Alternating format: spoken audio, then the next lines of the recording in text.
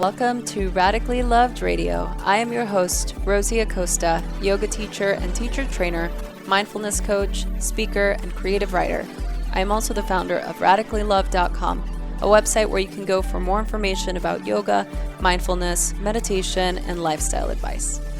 On this podcast, we talk to people within our health and wellness community that are creating content through the ritualistic practice of yoga, meditation, or overall mindful living.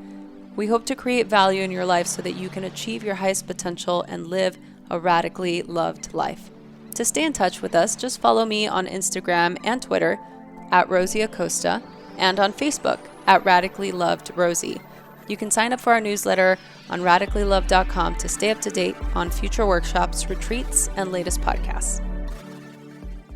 Hello, everyone. Welcome to a new year. Oh my goodness. Happy New Year. Happy 2019. I cannot believe it is now 2019. We started this podcast 3 years ago, and here we are 3 years later. And I'm just in disbelief at just the community that we've built and everything that we've gone through together. All of you out there listening, if you haven't joined our Facebook tribe, please join. You can check the info button on this podcast or wherever you're listening and request to be a part of the Radically Loved tribe. We have so many great things in store for you this year, so many great guests. We've changed the podcast structure slightly, but we have some really great stuff in store for you. My book will finally be finished this year. That's probably the biggest news. And we've got some retreats coming up. We're going to Scotland in April, and we're going to Italy again. We're going to Iceland. We have some retreats scheduled at 1440 Multiversity in May, and we're going to Kripalu, and we're going to Detroit, we're going to San Francisco, and we're going back up to Portland. We've got a lot of really great things in store. So if you're a fan of the podcast, or if you want to come to one of my events, just go to radicallylove.com, check the events site. We have some new online courses coming out, so make sure that you sign up for the newsletter so you can stay up to date with those. All right, that business is aside. So what have you guys been doing over the last couple of weeks gearing up to the new year? I'm curious, so please share with us. We always want to know what our fans are up to. Over the winter break, which a lot of you know that I take a couple of weeks off, which was really nice. I read a couple of books. I read Michelle Obama's Becoming. I read The Power of Eight by Lynn McTaggart. I read Mastery by Robert Greene, which I want to talk to you guys about today on this particular podcast because it left such an impression. Essentially, the book is about an exploration of mastery, its benefits, principles, and strategies. It's enriched by an instructive and inspirational biography of different historical figures, contemporary masters, and how their processes and the ways that they achieve their mastery can help us to continue to develop different ways of being creative or different types of methods for developing social intelligence and these types of things. And for me, it was extremely powerful because I am such a huge fan of continuing to hone in on my craft and, study philosophical yogic texts and learn about mindfulness and learn about business and learn how creativity can help propel us forward and learning about fulfillment and, the things that really make us happy. I wanted to share just a couple of key things that I learned in this book, which if you haven't read it, please read it. It's so insightful. You can get the audiobook and and it was really great. It took me about 3 weeks to read it, and I actually read the book, so I had to continue to go back on it, and it was interesting enough that I couldn't put it down, which was good. I mean, that's always a sign of a good book, right?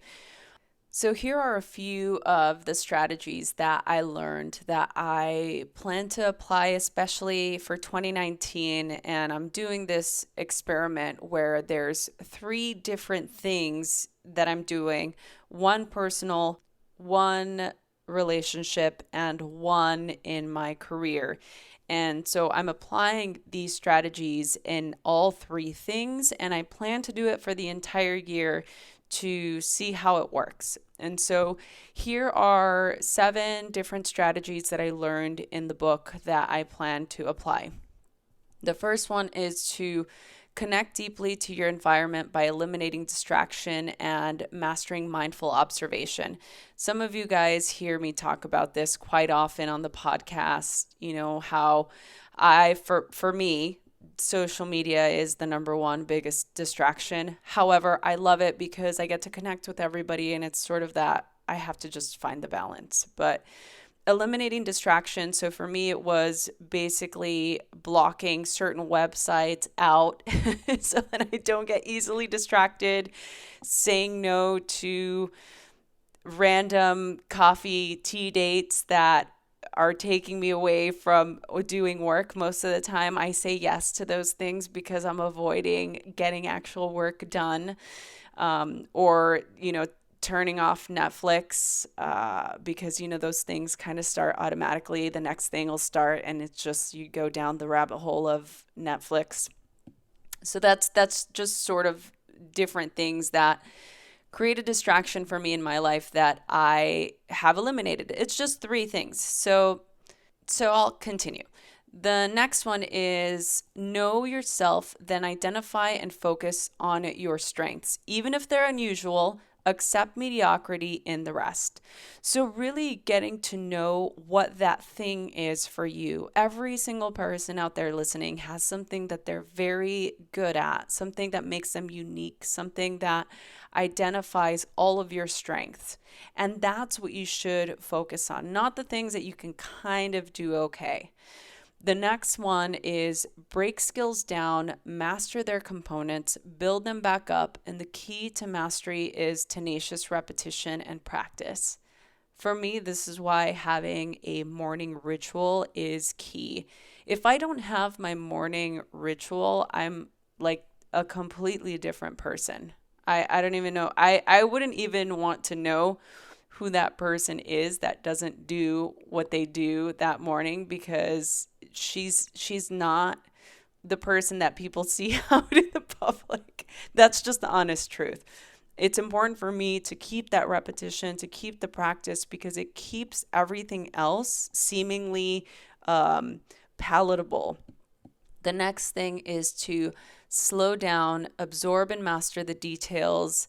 You may produce less, but what you produce will be more. And this makes so much sense. So, some of you may or may not know this. I've ran the LA Marathon 4 times, and training to get to that point, it took time. I wasn't, there's people that actually run the marathon that just like run it every year because it's part of what they do. They don't train for it, they just do it. And I've seen so many people get injured. There's something about the actual process of training for 6 months and doing something repetitively and slowly and taking your time that really produces the best results you could ever have. So for those of you out there that are athletes or that are really great and masterful at playing the piano or learning how to play an instrument of any kind, really, it requires real focus and real dedication and real absorption, because only then can you hone in on what you're doing. So I find that so fascinating because we have so many distractions out in the world. There's so many.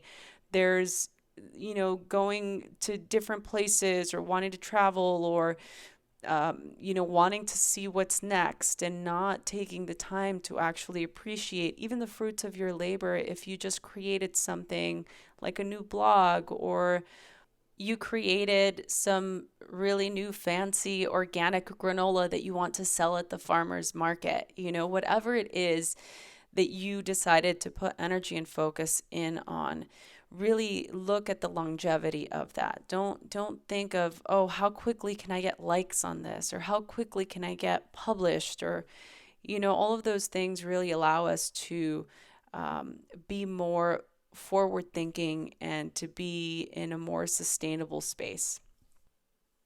The next thing is let go of yourself. I'm doing air quotes, and have the courage to think from inside others, both mentally and by experiencing their world.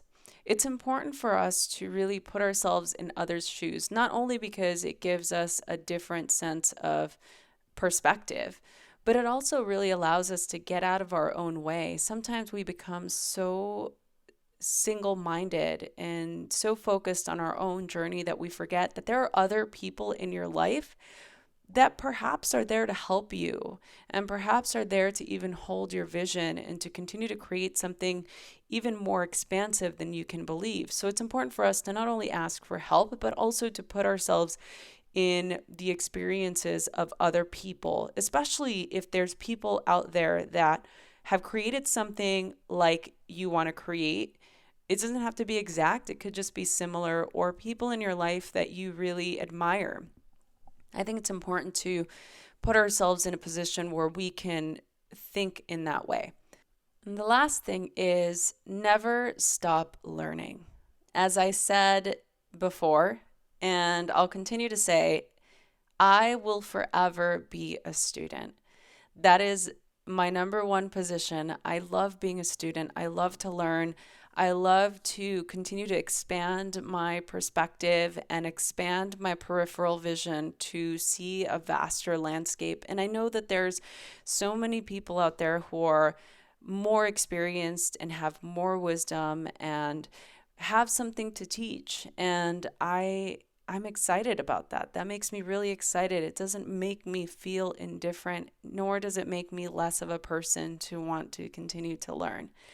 So those are it. Those are my strategies for creating a epic 2019. I hope that they added some value in your life, or at least gave you some guidance or things to focus on. Remember to never stop being curious, always continue to ask questions, always continue to learn, and to always remember that you are all radically loved. Thanks so much for listening. I look forward to seeing what 2019 brings you. From everyone at Radically Loved and from our sponsors, have the best year ever. Is there something missing in your life? Is there something that you want to do in the world to create an impact but feel that it's overwhelming? So many of us walk through life feeling unsatisfied, overwhelmed, tired, and desperate for a deeper connection, but don't quite know how to achieve the things that we want in life. Join us this spring at the Dunsky Castle in Scotland for 7 days of yoga, meditation, and yoga nidra, all focusing on finding your life's purpose. During our time together, we will learn how and when to take action, how to lead from our heart and not our head, how to break up with our inner critic for good, and dive deep into learning about desire and discipline and how this creates a purposeful life. For more information, go to radicallyloved.com, or you can message us at info@radicallyloved.com, subject Scotland. We'll see you soon. Hey listeners, we need your support. Help us by subscribing and rating to this podcast. Send us a snapshot of your review or comment, and we will send you a very special Radically Loved gift. Send your comment to info@radicallyloved.com. You can also click on the show notes here on this podcast for more information. If you want to be part of our community, please click the link to our private Facebook group on the show notes of this particular podcast so you can be the first to hear of upcoming trainings, retreats, and special Radically Loved events. Thanks so much for listening.